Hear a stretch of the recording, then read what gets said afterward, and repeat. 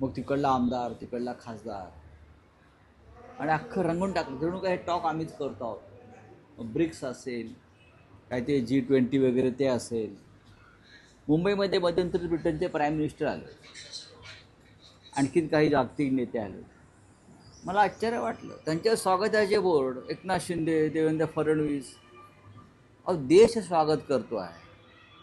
हां, जणू काय ते ब्रिटनचे प्राईम मिनिस्टर शिंदे गटामध्येच प्रवेश करणार होते BKCमध्ये जाऊन.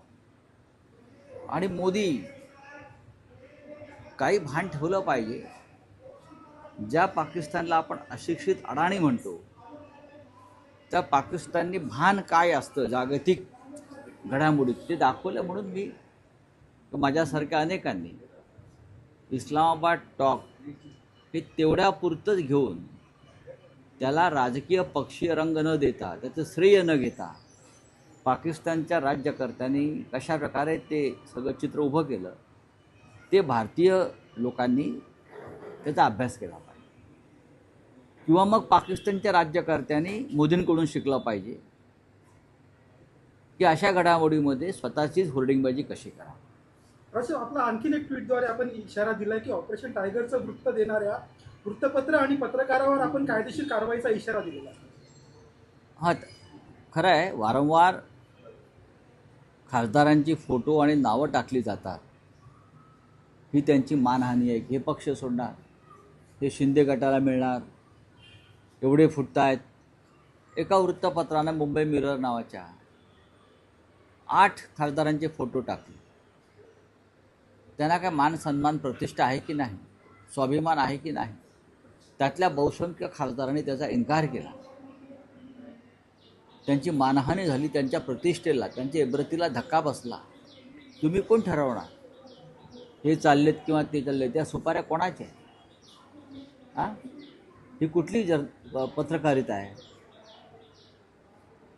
या वृत्तपत्रावरती कायदेशीर कारवाईची प्रक्रिया सुरू आहे. त्यांना कायदेशीर नोटीस गेलेली आहे. त्यांना माफी मागावी लागेल. नाही, मी वारंवार सांगितलं तुम्हाला. हा प्रश्न तुम्ही मला 5व्यांदा विचारताय. 5व्यांदा. मी त्याला डिनर डिप्लोमसी मानत नाही. एका केंद्रीय मंत्र्याने जेवण ठेवलं, त्याला सगळे खासदार गेले. उलट रोहित पवारांनी एक ट्विट केलं आणि म्हणतात की पुढच्या महिन्याच्या शेवटपर्यंत सत्तेतल्याच एका मोठ्या पक्षाकडनं मित्र पक्षांची शिकार होणार आहे ही पक्की माहिती आहे असं त्यांनी म्हटलंय. त्यासोबत त्यांनी खराब प्रकरण हे असंच बाहेर आलं नाहीये, तर ठरवून आणलं असं देखील त्या ट्विटमध्ये म्हणतात. होय, मी स्वतः सुरुवातीला सांगितलेलं आहे. खरात बाबाचं प्रकरण साधं नाही आहे, त्याला राजकीय अँगल आहे.